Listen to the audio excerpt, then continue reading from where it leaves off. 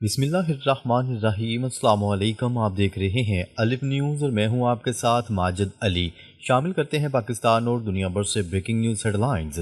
امریکہ کے صدر Donald Trump نے دھمکی دی ہے کہ اگر ایران نے پرامن مظاہرین پر تشدد کیا تو امریکہ ان کے بچاؤ کے لیے آ جائے گا۔ جواب میں ایرانی وزارت خارجہ کا کہنا ہے کہ ایران میں کسی غیر ملکی مداخلت کی اجازت نہیں دیں گے۔ تفصیلات کے مطابق سوشل ٹروتھ اکاؤنٹ پر جاری اپنے بیان میں ڈونلڈ ٹرمپ نے لکھا کہ ایران نے پرامن مظاہرین پر تشدد کیا یا انہیں قتل کیا تو امریکہ ان کے بچاؤ کے لیے آ جائے گا۔ ہم مظاہرین کو بچانے جانے کے لیے مکمل طور پر تیار ہیں۔ دوسری جانب امریکی صدر ڈونلڈ ٹرمپ کی دھمکی پر ایرانی سپریم لیڈر آیت اللہ خامنئی کے مشیر علی لاریجانی نے کہا ہے کہ ایران کے احتجاجی معاملے میں امریکی مداخلت خطے میں افراتفری پھیلانے کے مترادف ہے۔ امریکی صدر ڈونلڈ ٹرمپ کے بیان سے اب پس پردہ کہانی واضح ہو چکی ہے۔ اسرائیلی حکام اور ڈونلڈ ٹرمپ کے موقف کے ساتھ اس واقعے کا پس منظر واضح ہو گیا۔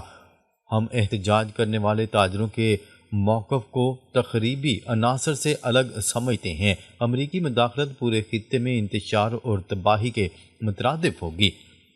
اس کے علاوہ ایرانی وزارت خارجہ کا کہنا ہے کہ امریکی صدر ڈونلڈ ٹرمپ نے ایک مہم جوئی شروع کی ہے۔ امریکی صدر اپنے فوجیوں کا خیال رکھیں۔ اس سے قبل امریکی محکمہ خارجہ کا بھی ایران میں جاری مظاہرین پر رد عمل سامنے آیا تھا۔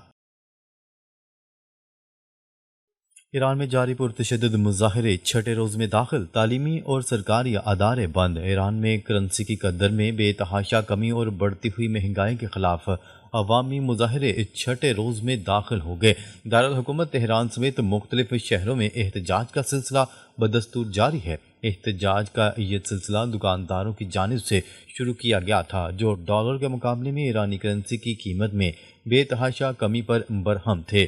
مختلف مقامات پر ایرانی فورسز اور مظاہرین میں ہونے والی جھڑپوں میں اب تک 6 مظاہرین اور ایک پولیس اہلکار کے ہلاک ہونے کی اطلاعات ہیں۔ مظاہرین کے پتھراؤ کے نتیجے میں درجنوں پولیس اہلکار زخمی ہوئے ہیں۔ مظاہرے تہران اور فارس کے علاوہ مرودشت اور لردگان میں بھی ہوئے ہیں۔ کئی صوبوں میں اسکول، یونیورسٹیاں اور سرکاری ادارے بند کیے جا چکے ہیں۔ سب سے شدید جھڑپیں صوبہ لورستان کے شہر ازنا میں ہونے کی اطلاعات سامنے آئی ہیں۔ یہ علاقہ دارالحکومت تہران سے تقریباً 300 کلومیٹر جنوب مغرب میں واقع ہے۔ عالمی نشریاتی ادارے کی رپورٹ کے مطابق حالیہ مظاہرے 2022 میں مہسا امینی کی مبینہ دوران حراست موت کے بعد ہونے والے سب سے بڑے مظاہرے ہیں۔ یاد رہے کہ امریکہ کے صدر ڈونلڈ ٹرمپ نے خبردار کیا ہے کہ اگر ایران نے پرامن مظاہرین پر تشدد کیا تو امریکہ ان کے بچاؤ کے لیے آ جائے گا، جبکہ امریکی دھمکی پر ایرانی قیادت کی جانب سے سخت رد عمل سامنے آیا۔ ایرانی سپریم لیڈر سید علی خامنئی کے مشیر علی شمخانی نے خبردار کیا کہ ایران کی سلامتی کی طرف بڑھنے والا ہر مداخلت پسند ہاتھ کاٹ دیا جائے گا۔ پاک فضائیہ کا مقامی طور پر تیار کردہ تیمور ویپن سسٹم کا کامیاب تجربہ۔ ترجمان پاک فضائیہ کے مطابق یہ کامیاب تجربہ قومی فضائی اور دفاعی صلاحیتوں کی ترقی میں ایک اور اہم سنگ میل ہے۔ Taimoor air launch cruise missile روایتی وار ہیڈ لے کر 600 کلومیٹر تک دشمن کے زمینی اور سمندری اہداف کو انتہائی درستگی کے ساتھ نشانہ بنانے کی صلاحیت رکھتا ہے۔ جدید ترین نیویگیشن اور گائیڈنس سسٹم سے لیس میزائل کو انتہائی کم اونچائی پر پرواز کرنے کے لیے ڈیزائن کیا گیا ہے۔ یہ دشمن کے فضائی اور میزائل دفاعی نظام سے مؤثر طریقے سے بچنے کی صلاحیت رکھتا ہے۔ ترجمان کے مطابق مسلح افواج کے سینئر افسران، سائنسدانوں اور انجینئرز نے اس کامیاب فلائٹ ٹیسٹ کا مشاہدہ کیا۔ پاک فضائیہ کے سربراہ air chief marshal Zaheer Ahmed Babar نے شاندار کامیابی پر سائنسدانوں، انجینئرز اور پاک فضائیہ کی پوری ٹیم کو مبارکباد دی۔ Air chief marshal Zaheer Ahmed Babar نے پاکستان کی دفاعی صلاحیتوں کو مضبوط بنانے کے لیے ٹیم کی پیشہ ورانہ مہارت، لگن اور غیر متزلزل عزم کو بھی سراہا۔ یوکرینی ڈرونز کا ہدف روسی صدر ولادیمیر پوٹن تھے، شواہد امریکہ کے ساتھ شیئر کیے جائیں گے۔ روسی حکام کا کہنا ہے کہ یوکرینی ڈرونز کا ہدف صدر پوٹن کی صدارتی رہائش گاہ تھا اور اس حوالے سے شواہد امریکہ کے ساتھ شیئر کیے جائیں گے۔ غیر ملکی خبرساں ادارے کی رپورٹ کے مطابق روسی حکام کا کہنا ہے کہ یوکرینی ڈرونز سے حاصل ہونے والا ڈیٹا ڈی کوڈ کر لیا گیا ہے۔ یہ حملہ شمالی نوگورود ریجن میں واقع صدارتی رہائش گاہ پر کیا جانا تھا۔ حملے کے شواہد امریکہ کے ساتھ بھی شیئر کیے جائیں گے۔ خیال ہے کہ اس سے قبل روسی وزیر خارجہ سرگئی لاروف بھی یہ کہہ چکے ہیں کہ یوکرین نے نوگروڈ کے علاقے میں پیوٹن کی رہائش گاہ پر حملہ کرنے کی کوشش کی، جس سے ماسکو کی مذاکراتی پوزیشن تبدیل ہو جائے گی۔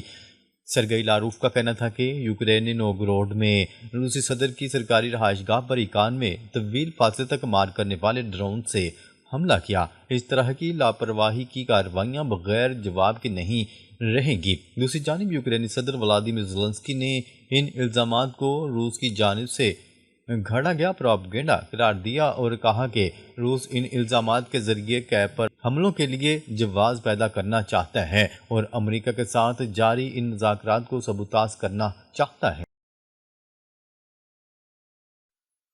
امریکہ کے وینزویلا کے مختلف شہروں میں حملے، غیر ملکی میڈیا۔ وینزویلا کے دارالحکومت کرکاس سمیت مختلف شہروں میں امریکہ کی جانب سے حملے کیے گئے۔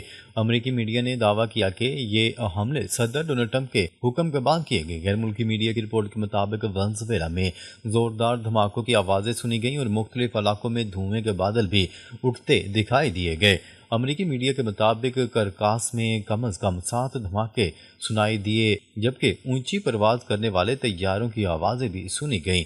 غیر ملکی خبرساں ادارے کی رپورٹ کے مطابق بڑے فوجی اڈے کے قریب واقع جنوبی کرکاس کا علاقہ بجلی سے محروم ہو گیا۔ واضح ہے کہ یہ صورتحال ایسے وقت میں سامنے آئی ہے جب وینزویلا اور امریکہ کے درمیان دن بدن کشیدگی میں اضافہ ہو رہا ہے۔ صدر نکولس مدورو نے حالیہ دنوں میں کہا تھا کہ وینزویلا امریکہ کے ساتھ منشیات اسمگلنگ کے خلاف تعاون پر بات چیت کے لیے تیار ہے، تاہم انہوں نے مبینہ امریکی حملے پر براہ راست تصدیق یا تردید سے گریز کیا تھا۔ مدورو نے ایک انٹرویو میں کہا تھا کہ امریکہ ان کی حکومت گرانا اور وینزویلا کے تیل کے ذخائر تک رسائی حاصل کرنا چاہتا ہے۔ انہوں نے یہ بھی کہا کہ وینزویلا امریکی سرمایہ کاری کے لیے تیار ہے۔ متحدہ عرب امارات نے یمن سے فوجیوں کا انخلا مکمل کر لیا۔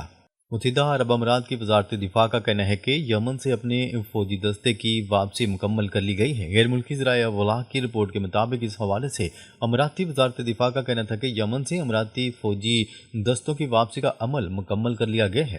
وزارت دفاع کے مطابق دہشت گردوں کے خلاف آپریشن کے بعد فوج واپس بلائی یمن میں شراکت داروں کے ساتھ ہم آہنگی سے فوجی مشن مکمل کیا ہے۔ دوسری جانب وینزویلا کے صدر نکولس مدورو کا کہنا ہے کہ ان کا ملک امریکہ کے ساتھ بات چیت اور تعاون کے لیے تیار ہے، تاہم انہوں نے حالیہ مبینہ امریکی حملے سے متعلق سوال کا براہ راست جواب نہیں دیا۔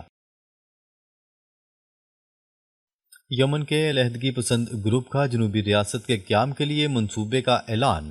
جنوبی یمن کے علیحدگی پسند گروپ ایس ٹی سی نے یمن میں جنوبی ریاست کے قیام کے لیے 2 سالہ منصوبے کا اعلان کر دیا۔ علیحدگی پسند گروپ نے متنازع جنوبی یمن کے لیے نیا آئین اپنانے کا ارادہ بھی ظاہر کر دیا ہے اور کہا ہے کہ یہ علیحدگی نہیں بلکہ ریاست کی مکمل خود مختاری کی طرف ایک قدم ہے۔ گروپ نے علیحدگی کے حوالے سے ریفرینڈم کرانے کا بھی اعلان کر دیا۔ یاد رہے کہ گزشتہ روز یمن میں فضائی حملہ ہوا جس کے نتیجے میں علیحدگی پسند ایس ٹی سی کونسل کے ساتھ جنگجو مارے گئے۔ اس حوالے سے غیر ملکی خبرساں ایجنسی نے بتایا کہ ایس ٹی سی کے عہدیدار نے دعویٰ کیا ہے کہ یہ حملے سعودی قیادت میں قائم اتحاد کی جانب سے کیے گئے۔ رپورٹ کے مطابق گزشتہ ماہ ایس ٹی سی کی جانب سے صوبہ حضرموت اور المہرہ کے بڑے حصوں پر قبضے کے بعد پہلی بار ہے کہ فضائی حملوں کے نتیجے میں جانی نقصان کی اطلاعات ملی ہیں۔ پاکستانی وزیر خارجہ اسحاق ڈار اور سعودی وزیر خارجہ شہزادہ فیصل بن فرحان کے درمیان ٹیلی فونک رابطہ۔ ترجمان دفتر خارجہ سے جاری بیان کے مطابق ٹیلی فونک گفتگو کے دوران دونوں رہنماؤں نے خطے کی تازہ صورتحال پر تفصیلی تبادلہ خیال کیا۔ وزیر خارجہ اسحاق ڈار نے سعودی ہم منصب سے گفتگو کے دوران خطے میں کشیدگی بڑھانے والے اقدامات سے گریز کی ضرورت پر زور دیا۔ وزیر خارجہ اسحاق ڈار نے کہا کہ خطے کے تمام فریقین کو کسی بھی قسم کے اشتعال انگیز اقدام سے گریز کرنا چاہیے۔ انہوں نے کہا ہے کہ علاقائی امن و استحکام کے مفاد میں تمام تنازعات کا حل مذاکرات اور سفارتکاری کے ذریعے تلاش کرنا ناگزیر ہے۔ دونوں وزراء خارجہ نے علاقائی امن کے فروغ کے لیے قریبی رابطے اور تعاون جاری رکھنے پر بھی اتفاق کیا۔ ناظرین، اب تک کے لیے اتنا ہی۔ مزید خبریں لے کر بہت جلد آپ کی خدمت میں حاضر ہوں گے۔ تب تک کے لیے اپنا خیال رکھیے گا۔ اللہ نگہبان۔